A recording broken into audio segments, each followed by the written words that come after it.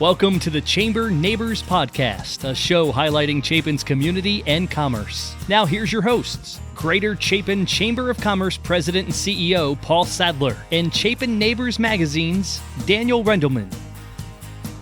This is Daniel with the Chapin Neighbors Magazine. And Paul Sadler with the Greater Chapin Chamber of Commerce. Hello, listeners. And Paul, who is our special guest today? Daniel, we've got a treat. A treat? A treat for us today. We have Holly Hayes with ISI Consulting. All right, Holly, welcome to the Chamber Neighbors Podcast. Yes. Why don't you start? Tell us a little bit about yourself and your family. Then we want to hear all about ISI and what that stands for, what that is. Great. I'm Holly Hayes, and I'm a mother and wife and business owner in Chapin, and so happy to be here. So I'm married to Matthew Hayes, and we have 3 children, a 3-year-old, a 10-year-old, and 12-year-old. So what you're saying is she's very tired. Very tired. Yeah. So the 3 kids, yeah. Married. How long have you been in the Chapin area? It's interesting. We moved to Chapin right after we got married because we wanted a little space from our parents. So both our parents live in the upstate. Yeah. So Chapin is the perfect distance where people can't just visit all Yes. of a sudden. So we moved here right after we got married, lived here 3 years, and then moved to San Antonio for 6 years. Wow. And then came back to Chapin, and we've been back for about 8 years. Wow. So it's been great. That's cool. What do you love the most about living here in Chapin? I love the small town feel and just being able to not get on the interstate lots of days. Yeah. So I used to work at the University of South Carolina, and that commute to Columbia is just gruesome. Oh. And right now it's really hard. It's so tough. just coming to Chapin, I love the town. It seems small enough that you're able to recognize people and see people. When we lived in San Antonio, I mean, South Texas is almost like its own country. So a lot of times we never ran into the same people at the grocery store or the drugstore, and almost every day I run into somebody I know. So I love that in Chapin. You recognize people, You're right. and talk to people, and have lots of conversations. Yeah, that's what I love about Chapin and the surrounding communities. That it's a little city, little town, but big enough to where there's enough for everybody to do, right? Yeah, and you can still get to the airport quickly and visit the parents in the upstate. So it's perfect. It's a perfect fit. It is perfect. So, Holly, tell us a little about your business. Tell us about ISI. What is ISI? What does that mean? What does that stand for? ISI. I thought the name of her business was ISI. ISI Consulting. ISI Consulting. No, I don't think that's what No. it is. It actually comes from very long ago with King Solomon in the Bible, but it's based off Proverbs 27:17. Okay. Iron sharpens iron. So as iron sharpens iron, so one person sharpens another. So I like to think about it, our business, our consulting business, you already have your business, you already have your mission and purpose and what you're doing, and we come in as an outsider and help sharpen edges and then get out the way. How cool So is that? ISI is a Hebrew word, is what she's saying. I think that's not what she's saying. I don't think so. Well, a lot of people thought I was in the welding business, so I had to change it to ISI. Because you were iron sharpens iron. But now, actually, more people know what it means by the acronym than just putting it as iron sharpens. And opens up the conversation that you're there. So you seems you have this biblical worldview, but you're also able to come into the businesses, share that, but also, what are you doing with the businesses? What do you kind of specialize in? Yeah, we're in the meeting transformation business, Daniel. So what that means is, we're trying to transform the meeting space, because I know all of us, probably even in this podcast right now, have been to some really bad meetings. And it just seems like in the virtual space, in-person space, they're just really bad. And you think about how much money is invested. People are working, they've got all these employees in a room or in a Zoom room, and all this wasted time is happening. Because when you talk to people afterwards, they're like, wasted meeting. And then oftentimes Could have been an email. never got done. Correct. Could have been an email. So we're about eliminating meetings that could have been emails, but really thinking about how can we get ideas to stick and for people to really own decisions and act on them. Because if we're not going to act on the decisions, why are we even meeting in the first I thought you had meetings to have more meetings. We used to have meetings to plan the meetings, to plan for more meetings. Yeah. Planning is important. But a lot of people don't have time for that. So strategic planning is important. Yeah. And just as a side note, Daniel, I know you know this. Well, we actually, full disclosure, hired Holly 2 years ago to help the chamber with our strategic plan and our vision for the next 3 to 5 years. And man, with your help, Holly, the chamber has just skyrocketed since then. And the meetings aren't just boring meetings anymore, are they, Daniel? No, and it was really a transformative time to be together, to share, to have you as a facilitator of that. That's Absolutely. great. Yeah, I find post-COVID, a lot of groups are wrestling with where to go next, especially with a lot of uncertainty. So if groups are kind of wrestling with that, ISI Consulting can kind of look at the landscape, see what's going on. But I really encourage groups to really think through, where do you want to be 3 years? Where do you want to be 5 years? Because that can be your rocket fuel for your group to figure out what goals and actions need to happen. Yeah. So I just love when that happens. Yeah, that's always nice when it all comes together. So tell us, why are you in the business that you are in, and how'd you get your start doing consulting? Yeah, it actually happened in San Antonio. I finished grad school and I was working at the University of Texas, and I was just astonished at how bad meetings were, Paul. Seriously. It seemed like everybody just cared about attendance and not about ownership and results. And so I went to a facilitation training and then got linked to 2 consultants who really kind of shepherded me for 6 years, and then showed me a lot of methods and processes that really help groups engage. Because Daniel, have you ever washed a rented car before? Like, if you ever rented a car, do you wash that car? No. Right. True story, though, I actually have. Come on. I did. I rented one goodness. probably 5 years ago, and I took it home and I washed it.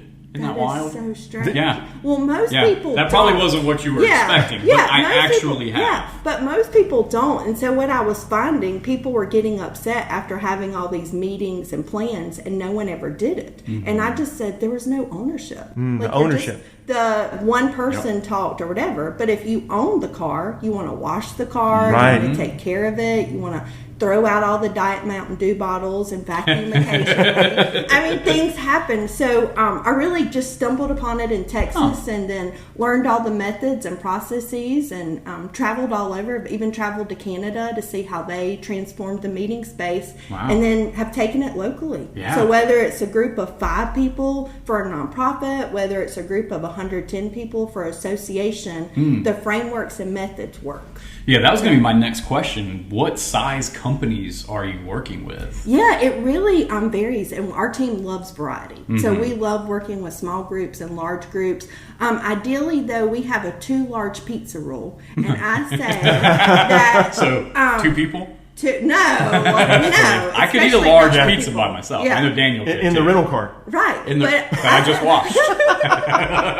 So I typically find that 7 to 8 people who are able to eat 2 large pizzas together is typically the right size meeting for lots of things. So what happens is people are like, oh, Holly, we need all these groups. And I kind of shrink it down. Like, what do you need to accomplish? What do you need to decide? What information you need? And from that, let's really cull it. And is it just businesses? Or for what? For that you're able to consult with? Oh, no. We work with businesses, organizations, churches, universities, really any group that involves people and a purpose. Now you're saying that, I remember there's some pretty large companies and universities you've worked with. Yeah. So I've been fortunate to work with University of South Carolina, University of Maryland, getting to do more work in Texas, all over. But I enjoy working with community groups and lots of variety. Yeah. So kind of the history going back to ISI with the name, and then your training and learning, and then starting in Chapin kind of as a launching pad, because you do speak all over. Right, yeah. So this month is actually 6 years for the business. Oh, wow. 6 years ago, July 17th, we launched. And it just, I found out that at the university I was a little limited. They told me who I had to work with, and I really like variety, Daniel. So I wanted to work with lots of different groups all over, and the consulting business allows us to do that. So we're able to work with, but our goal is to really just work a lot with South Carolina, North Carolina, and Georgia. That's kind of our But market. you've traveled before, haven't you? I mean, we've spoken. You traveled quite far. Yeah, we facilitated meetings in Lake County, California this year for a tribal group, and oh wow, I didn't know it was for a tribal group. That's interesting. Yeah, very interesting. So it's really neat when we work with the group. We really understand what are your norms, how things work, and then we customize everything. So if we're doing a training, a strategic plan, for the tribal group, they wanted a 3-year community plan on how they could make their population a lot healthier because their children were really struggling. So we really customize. So we love that. So we're not the experts in anything except processes and frameworks to help your group get from ideas to action. I'm still stuck on the 2 pizzas for 8 people. Yeah. Or it could be 6 to 8. Yeah, if you have a maybe healthy 6 to 8. appetite. I've got a healthy appetite. But what I like hearing is it's not just a huge amount of people. You know, you're kind of getting in with some of the decision makers and some of the people that can influence change. Right, yeah, because if you think about it, and I hate to bust this bubble, but I will on this podcast. Let's do today. it. Do it. Breaking news. Breaking news, yes. Traditional brainstorming does not work. So if you think about traditional brainstorming, when you got a group of 10 to 15 people at a staff meeting and a blank easel sheet, what do you think? Who do you hear from? You hear from Daniel and Paul, the extroverts, right? And so what happens is, yeah.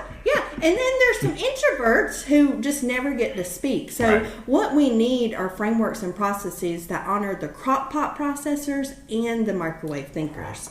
And so if you think about it, that traditional brainstorming, whatever happens, if you really are honest, it's on the easel sheet. Someone's like, oh, great meeting. They may take a picture of it, but then nothing comes from it. And it's because, Daniel, there was no ownership. There was ownership for some microwave thinkers, but not everyone else. So our processes take people from ideas, then we prioritize areas. We prioritize and think about what do you want to spend your rocket fuel on first, and then we work on it. But yeah, so if you want 2 truths and a lie, which is like the most common icebreaker, or traditional brainstorming, ISI Consulting is not for you.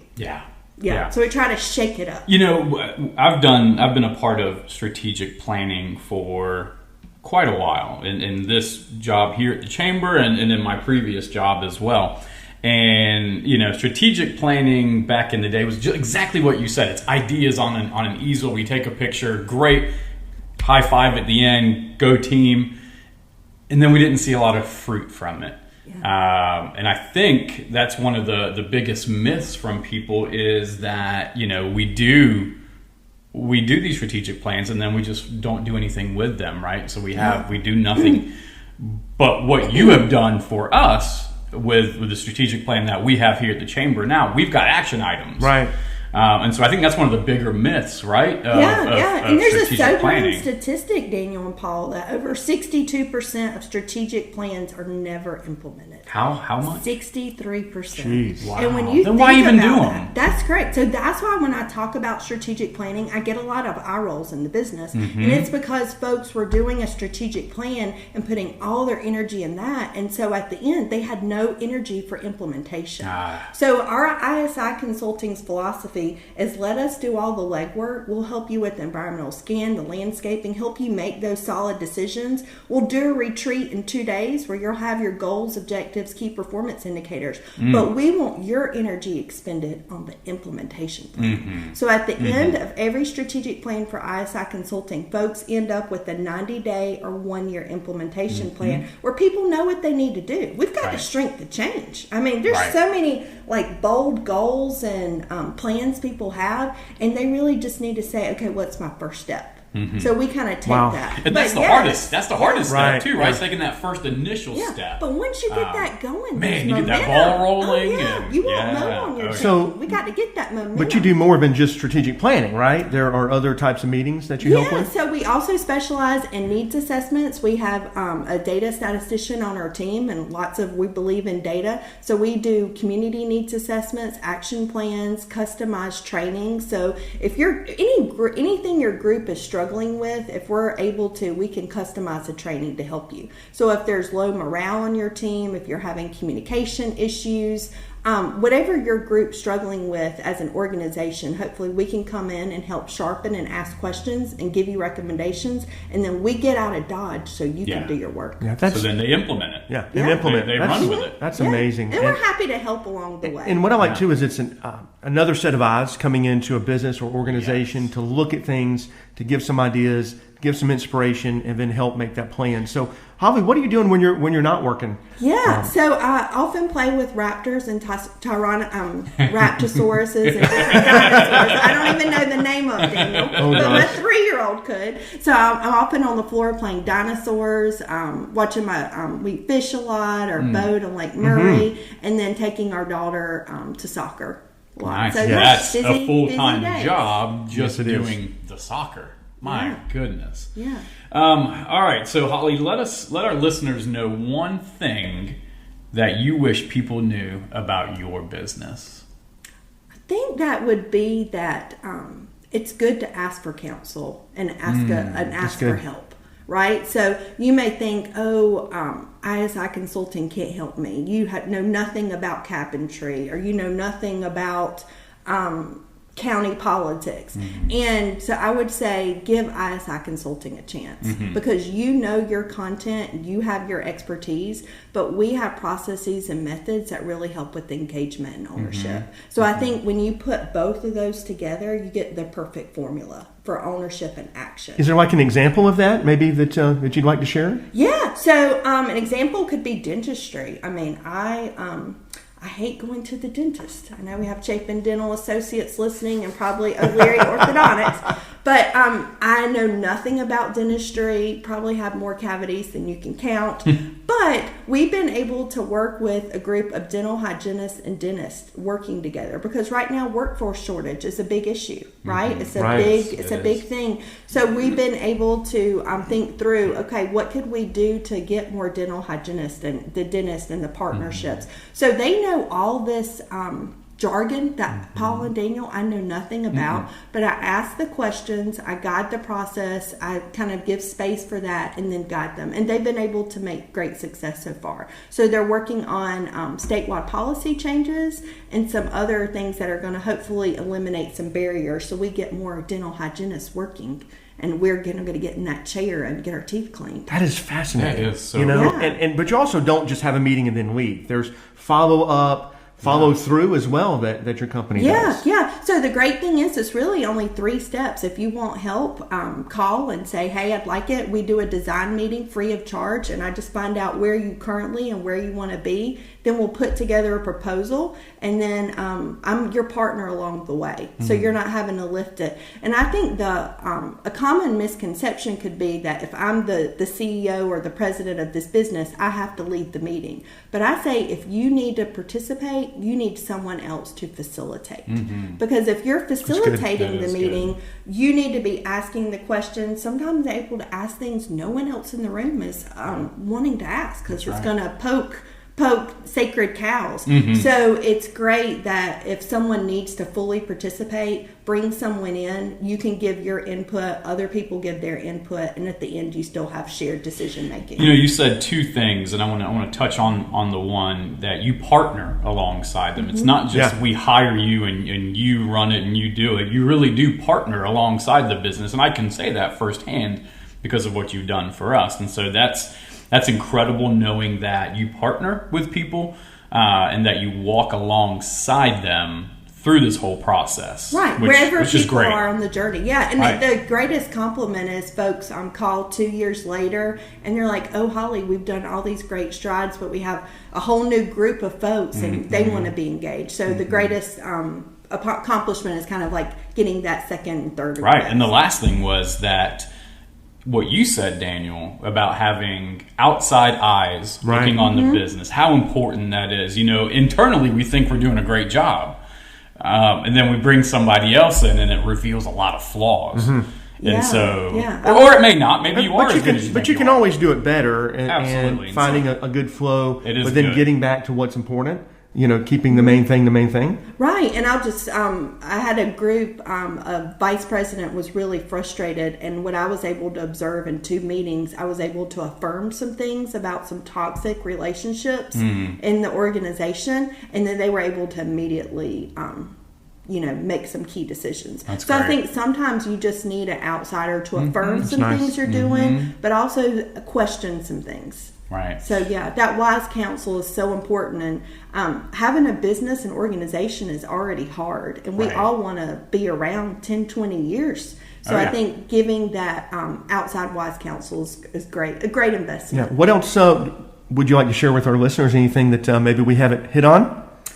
Yeah, just say if you have some bad meetings right now, I would love for you to ask that question: why are we meeting? Really think through, is this a meeting just to share information? It can be done in an email. But I would love folks to really think through, how can we have more engaging meetings where there's shared ownership and action?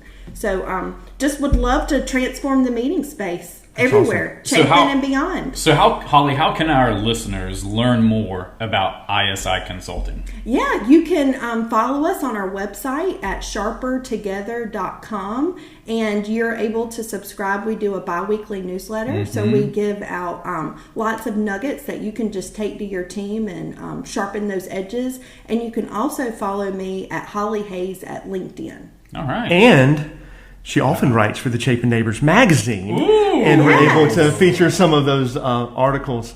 And great insights. I've been a part of her newsletter, been reading, They are good. learning. They are good. A lot of good Very things. good. And so you said sharpertogether.com. All right. Well, Holly, thank you so much for being on the Chamber Neighbors podcast today. We appreciate it. Until next time. All right, everybody. Thanks so much. And again, check out Holly Hayes, ISI Consulting, sharpertogether.com. This has been the Chapin Neighbors Podcast, where we highlight all that makes our community special. We hope you enjoyed our time together. Please like, subscribe, and share the Chapin Chamber Neighbors Podcast.